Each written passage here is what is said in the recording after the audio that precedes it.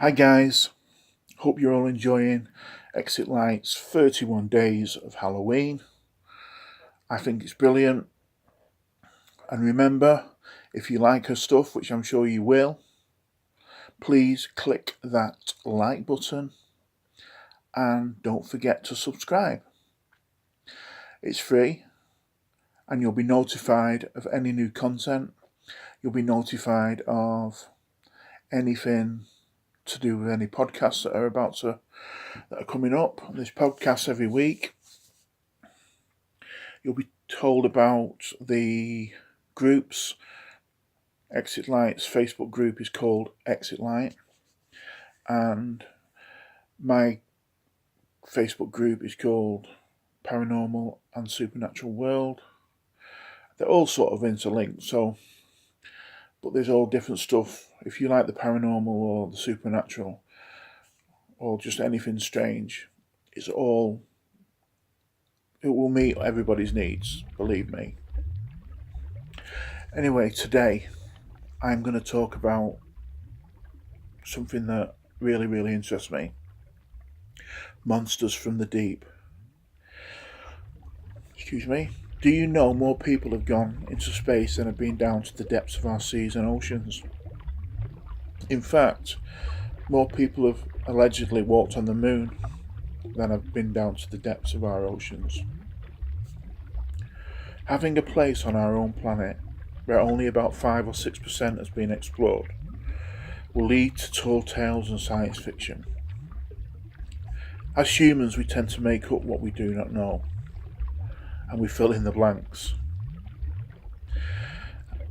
And tales about huge sea monsters passed down from father to son, from father to son, from father to son, end up like a huge game of Chinese whispers, where the truth is so distorted, it's not even anywhere like what the original story was. But that's human nature.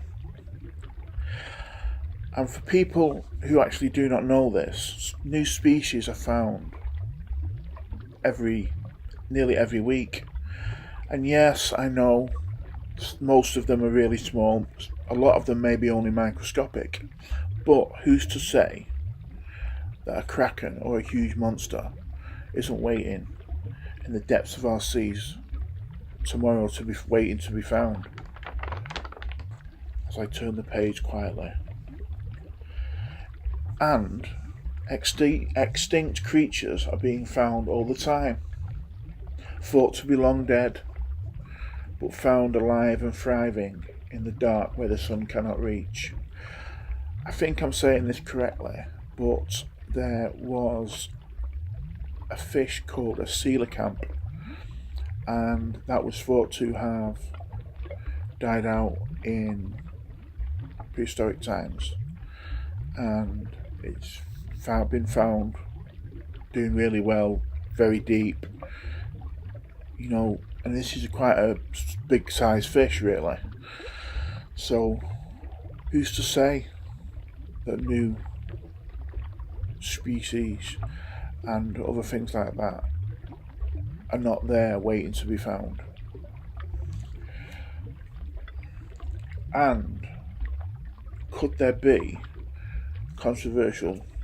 Could there be huge alien bases at the bottom of our oceans, out of the reach of prying eyes? Huge alien bases. It's something that has been looked into quite a lot. If you're into your extraterrestrials and into your UFOs, it's something that a lot of people have. It's quite a new idea, I think. But if there are extraterrestrials on this planet, then what perfect place to hide, to be able to conduct their own business. And a lot of UFOs have been seen coming out of the sea and then going back into the sea. So, explain that if you can. But anyway, going back to mermaids. There have been so many fake videos, CGI, of our watery cousins that it's hard to know what is real or what is fake. But could there be some truth behind the rumours and the fairy tales? I was brought up to believe that all legends were based on fact. All legends were based on some fact. In folklore, a mermaid is an aquatic creature with an upper body of a female human and the tail of a fish. Mermaids appear in many cultures worldwide, including Europe, Asia, and Africa, and South America. They are believed to have originated from Greece, but obviously, until we can actually interview one, that will be hard to prove. They are able to foretell and provoke disasters. They are able to cause shipwrecks, and they are supposedly able to stir up a terrible storm. But probably the most famous, they are probably most famous for their song, which can lure men to their death and ships onto the rocks to be crushed by the waves. The siren. Everybody must have heard about that. I can't be the only one. It must be people who heard that. Moving on. I hope you've all heard of the Kraken. If you haven't heard of the Kraken, basically, it's a huge squid. It's a supermassive squid which can pull down ships down to the bottom of the ocean, and was thought to be just a fairy tale. But in recent years, huge giant squids thought to be fantasy have been found. Okay, they are not as big as the Kraken, but massive in their own right.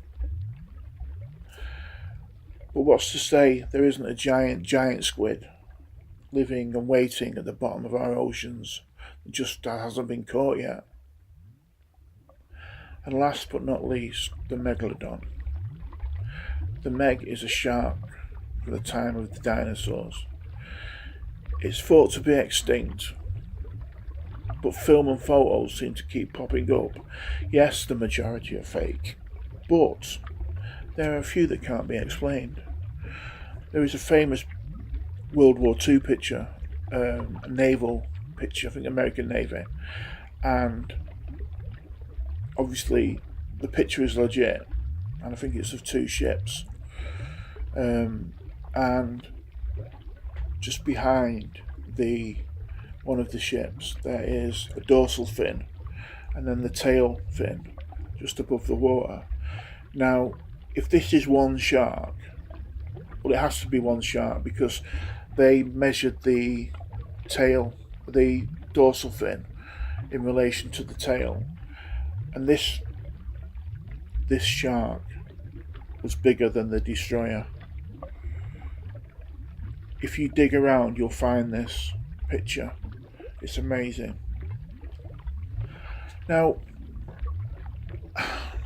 there's also been some film. I think it's a Chinese oil rig, and they had a cage down there at the bottom, really deep, and they had basically cameras filming constantly, and you see this picture of this shark.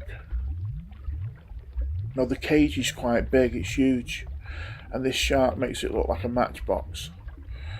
Now that is real film. There is some dispute about what kind of shark it is, but if you're interested in giant sharks, have a look for that footage. It is crazy, absolutely crazy. Excuse me. So I've got one more thing left I want to talk to you about, and some people are going to think that this isn't a sea monster, but hear me out. The Loch Ness monster. Yes, I know the Loch Ness is not it's not the sea, but what a lot of people don't know, you can actually get to the sea from Loch Ness. it feeds into the sea, and a lot of the lochs do.